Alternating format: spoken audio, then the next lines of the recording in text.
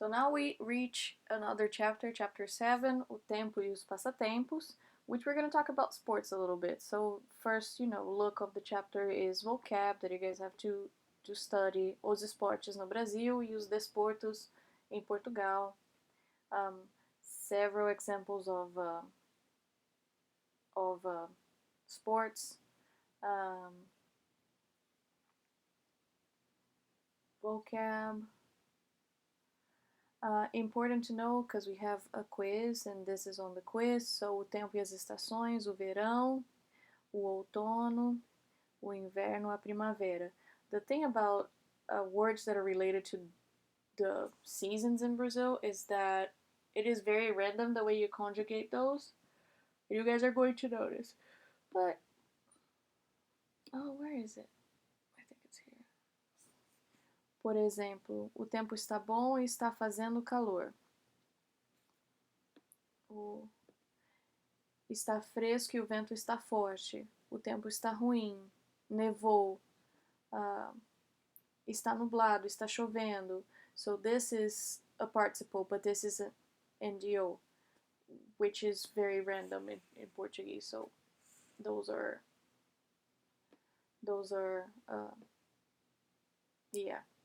random basically. Then you have more vocab.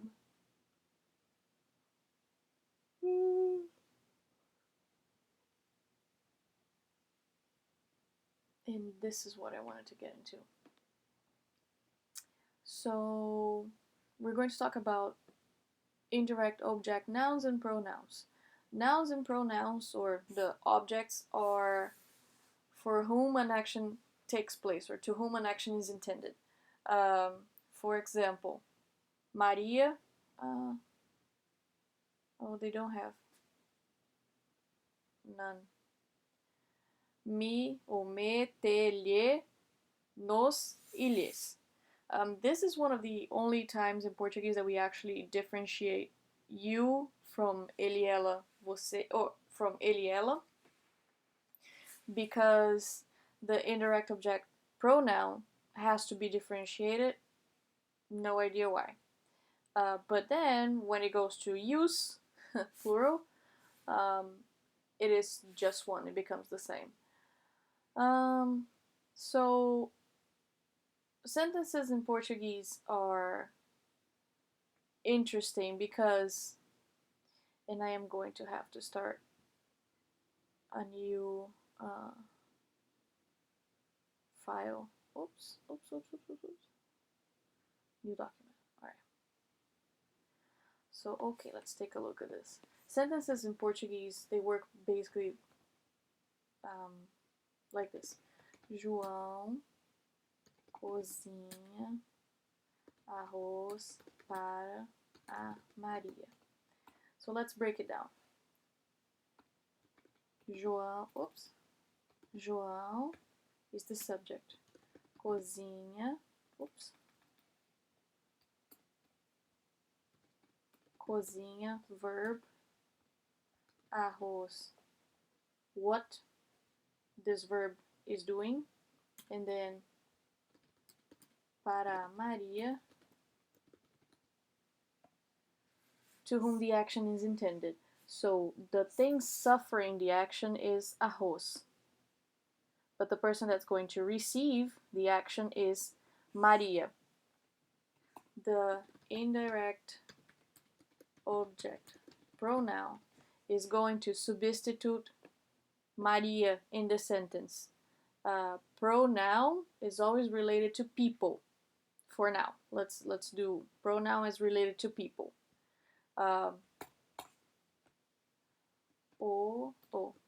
João. Then if I want to substitute Maria in the sentence, it will be João lhe cozinha arroz.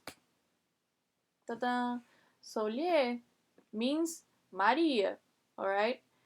The sentence, the meaning doesn't change, but we're just shortening it up because just to make it simpler. And it will always come between the person that's doing the action and the verb. And this is going to be according to what we saw over here. Lhe, because it's ela. But if it was me, it would be, or if it was you, right, it would be te. If it was me, it would be me.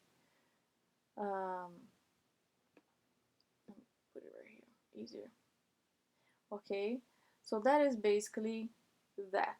And then the nouns and the pronouns, they receive the same words, or you use the same word, except in ele, ela. When we are talking about the indirect object nouns, instead of using lhe and lhes, I'm going to use o a, because I am going to be talking about things now. So until now, I was talking about people. I'm going to substitute people in the sentence. I'm not going to talk about them. I'm just going to use a pronoun to refer to them. And now I'm going to substitute a thing. So we pick up this same sentence, right? Over here. João cozinha arroz para Maria. A Maria is going to remain in the sentence. I'm going to take out arroz. Alright? João o cozinha para Maria. O, because arroz is masculine and singular, and it will always come, between the person that's doing the action and the verb, and that's it. All right. It looks a lot complicated when you guys are reading this, but that's basically what I told you on the page over there. Da, da, da. Irregular preterites. Why not? Because we're savage. All right. So this is actually memorization, and I am so sorry you guys have to, memorize all of this in one sitting. It's so many verbs. Vir, dar, ver, dizer, querer, saber,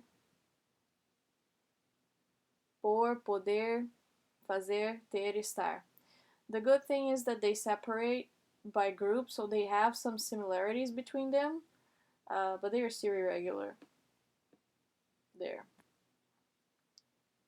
Similarities, but very irregular in the preterite, which is the punctual past. One thing happened in the past and done, c'est fini.